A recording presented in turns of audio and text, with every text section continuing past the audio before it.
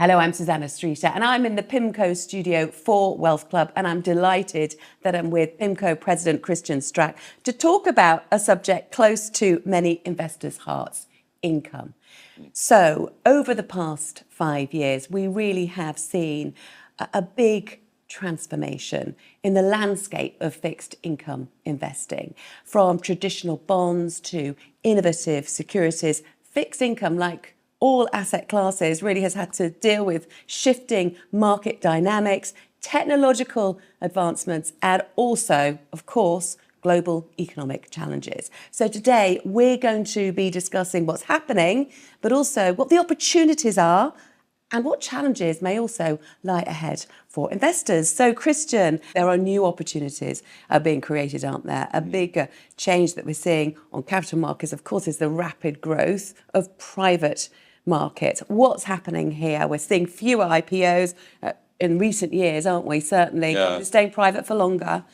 What opportunities does that bring in terms of increasingly diversification? Yeah. I mean, if we step way back, what's happening is that banks are going through really a revolution that's actually really healthy for them. And if you look at bank stocks, they're doing really well. Why are they doing well? Because banks are realizing that they need to have more of a hybrid business model. So rather than just growing the balance sheet and making more loans and taking more deposits and generating more net interest margin, they're looking at being more capital light. And that means things like fee revenue, transaction revenue, servicing revenue, things like that. And so what we're seeing is that banks are looking for partners to take off their loans more than they have in the past. We're seeing that here in the UK from a number of banks who are looking and saying, do I need all of these consumer loans, credit card loans, auto loans on the balance sheet?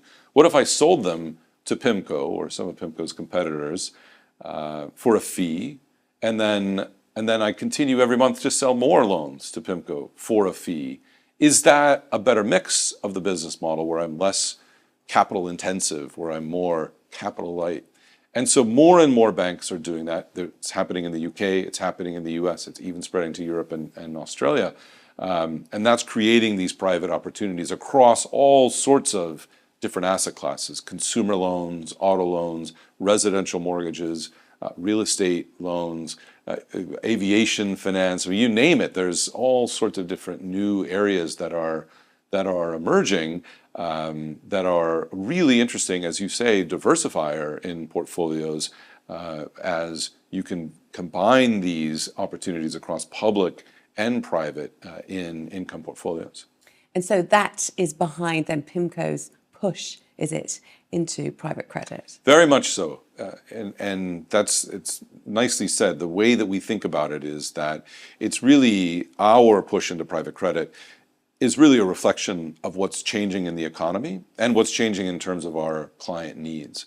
So what's changing in the economy is that the provision of credit is different. It used to be very simply there was credit from banks, loans from banks, and there was the public bond market, and that's where credit came from in the market. And now banks, as they move into this more hybrid approach, and bond markets are constrained in their own way, there is a need for the PIMCOs of the world to step in and be that source of credit. And meanwhile, with end clients of PIMCOs, they have a need for high quality, resilient income. And if that's an opportunity that can be tapped from some of these private credit sources, then it's sort of a perfect mix of demand for credit and supply from credit. So then what does this mean for income-seeking investors? There are simply more opportunities out there, but is it quite as transparent as if you were investing in capital markets and you're buying bonds, for example?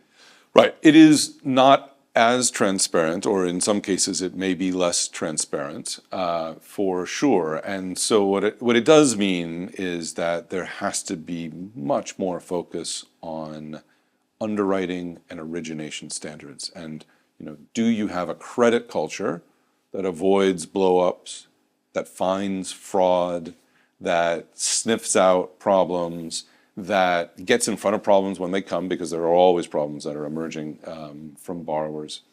And that's very complex. And it's complex for a manager to manage those issues. It's also complex for for end clients to understand what it is that they're finding. And so it really does then speak to, what is the quality of the manager, of the platform that the manager has, and how they're able to deploy capital into the space. This isn't to warn people away from it, but it is to just highlight, as you said, that it is different from a regular way bond market. But as more capital moves into private credit, do you think the enhanced returns that investors have been able to benefit from might be competed away?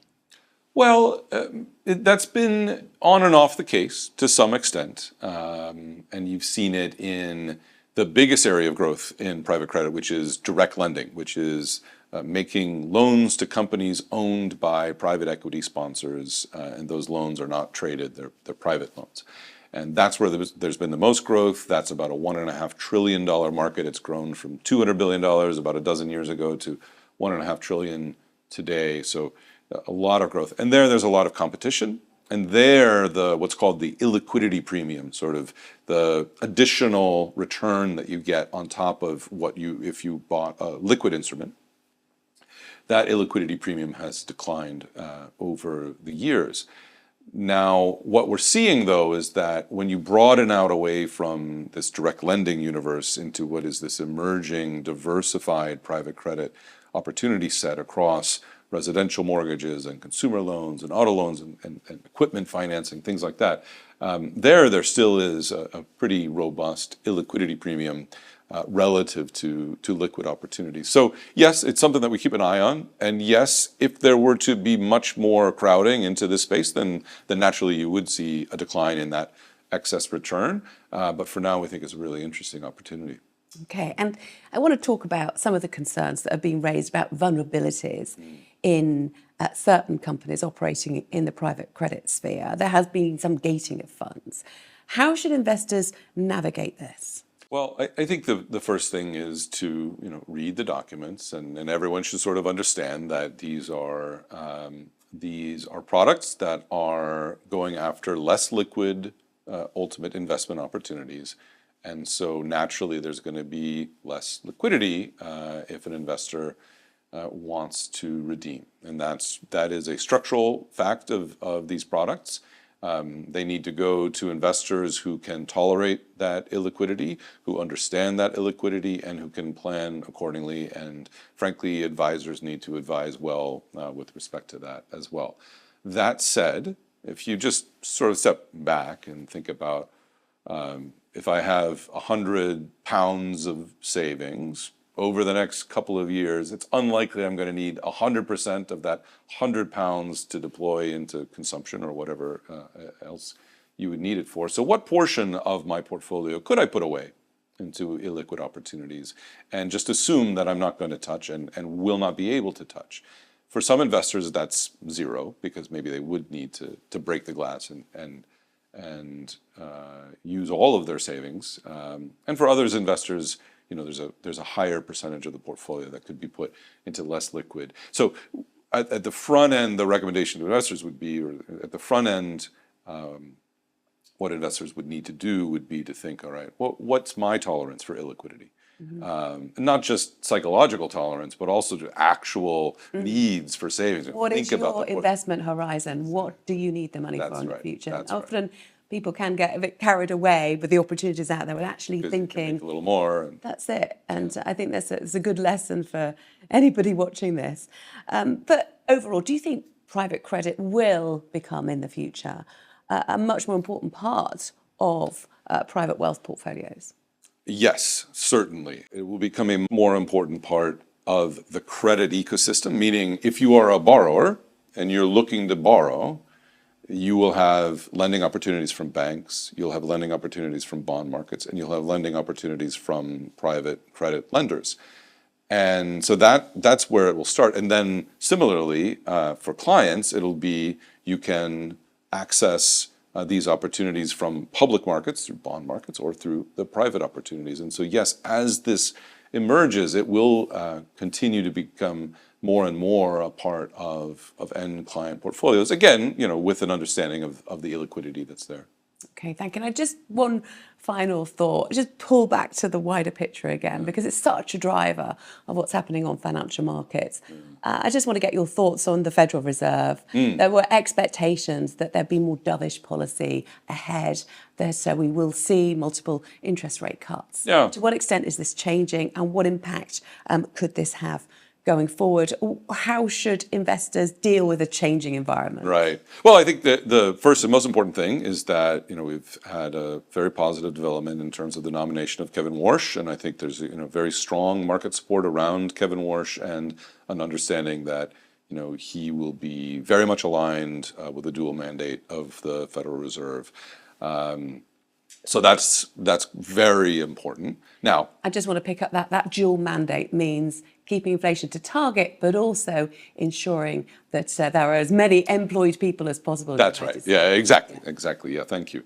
Now, there will be real questions about energy prices and the transfer of energy prices into broader inflation. And so, that certainly could put the Fed on hold for longer than would have been expected. And so it's very much going to be dependent on the path of energy prices, the path of geopolitical developments. I think the good news is that the Fed has built a long track record of taking this seriously. And with Kevin Warsh, we think that will continue.